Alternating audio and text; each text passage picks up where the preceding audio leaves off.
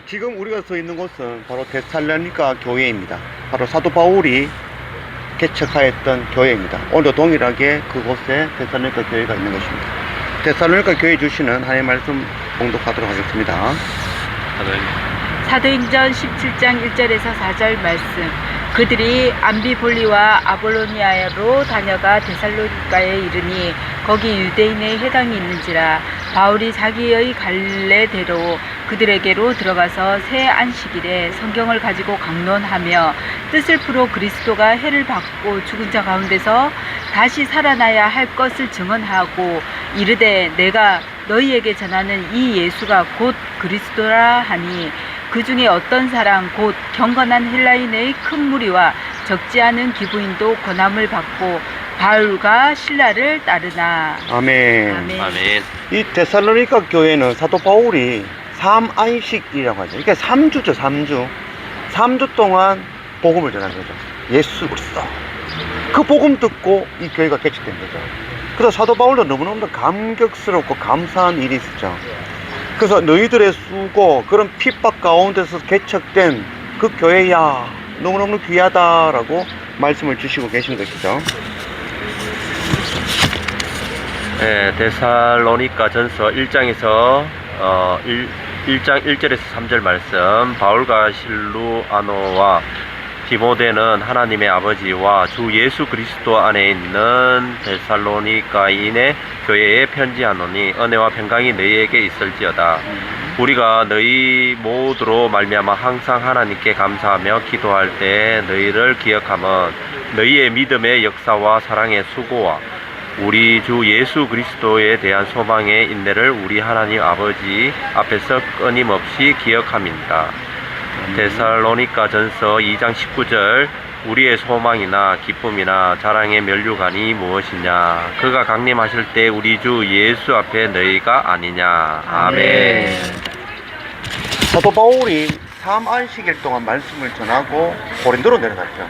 근데 이곳은 너무 핍박이 심하니까 이곳의 핍박을 피하여 사도 바울은 고린도를 이미 피하였고 남아있던 디모데와 실라가 이 데살로니가 교회를 양육하기 시작합니다.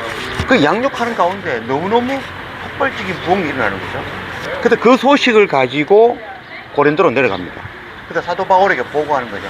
핍박 가운데서도 이 데살로니가 교회가 참 잘 부흥하였습니다. 선생님께서 3주간 말씀 전했는데 그 말씀 붙들고 핍박을 이기며 아름다운 교회가 되었습니다 라고 보고를 한 거죠.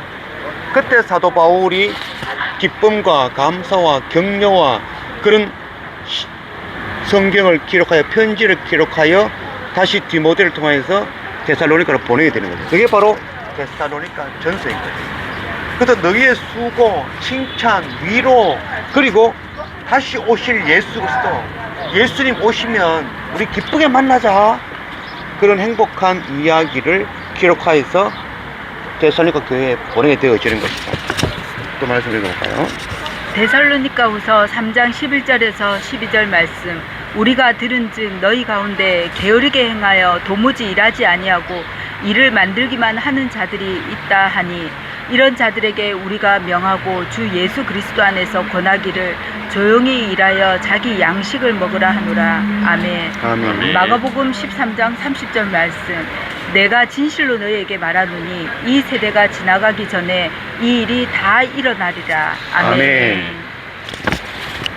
1년이 지나서 데살로니가 교회가 부흥한다는 이야기를 듣고 데살로니가 전서, 이 데살로니가 전서는 사도 바울의 편지 가운데 가장 먼저 기록된 성경이죠. 사도 바울 2차 선교 여행에 개척되어진 교회, 그 교회를 칭찬하고 위로하며 적었던 그 편지, 그리고 그 편지 마지막에 주님 다시 오실 거다, 그때 우리 기쁨으로 만나자라고 기록한 거죠. 근데 그 편지를 받았던 이 데살로니가 교회 성도들이 오해를 했어요. 아, 우리가 죽기 전에 주님 오시는구나. 그러면은 주님 당장 오실 건데 우리가 열심히 살면 뭐해? 곧 오실 건데. 그래서 있는 돈 다 써버리고 집도 팔아버리고 게으르게 해야 될 일 하지 아니하고 게으르게 주님만 바라보고 있는 거죠. 곧 오실 건데 사도 바울 선생님도 그러셨어. 그 일 듣고 다시 사도 바울이 깜짝 놀란 거죠. 아유, 나는 위로하려고 마지막 날 우리가 이렇게 이야기하죠. 아이고, 우리 마지막 때 주님 앞에서 만납시다. 위로하려고 적은 기록이 오해하게 된 거죠. 그래서 아이고, 큰일 났다 싶어서 다시 기록한 성경이 바로 데살로니가 후서인 거죠. 그래서 그 내용에는 종말론에 대해서 너희가 잘못 알고 있는 것에 대해서 다시 기록하여 전한 말씀이 바로 데살로니가 후서이죠. 그래서 마지막에 읽었던 그 말씀 마가복음 13장 30절 말씀에 내가 진실로 너희에게 말하노니 이 세대가 지나기 전에 반드시 마지막 그때가 올 것이다 라고 이야기합니다. 이 세대라고 들으면은 꼭 우리 세대에 주님이 오실 것이다 라고 들리죠. 이 주님의 말씀이죠. 근데 종말이라는 것은 바로 우리 세대에 반드시 임하실 것입니다. 근데 그 세대는 우리 세대에 정말 주님이 임하시는 종말이 임하실 수도 있지만 또한 내 개인적인 여러분 한 사람 한 사람의 종말을 반드시 맞이하게 되어진다. 그 죽음이라는 것이죠. 그 죽음이 돌이킬 수 없는 종말이 되어지는 거예요. 그래서 우리 세대에 우리가 우리 삶을 다하는 종말을 맞이하든지 주님이 정말 재림하시는 그 종말을 맞이하든지 반드시 당하게 되어진다는 거예요. 그래서 마지막 사도 바울이 아니야, 우리는 어떤 경우든지 반드시 종말을 맞이하게 되어져. 그래서 우리가 그 종말을 맞이할 때까지 열심으로 성심으로 최선을 다해 살아야 돼 라는 것을 전하는 말씀이 바로 데살로니가 후서의 말씀이죠.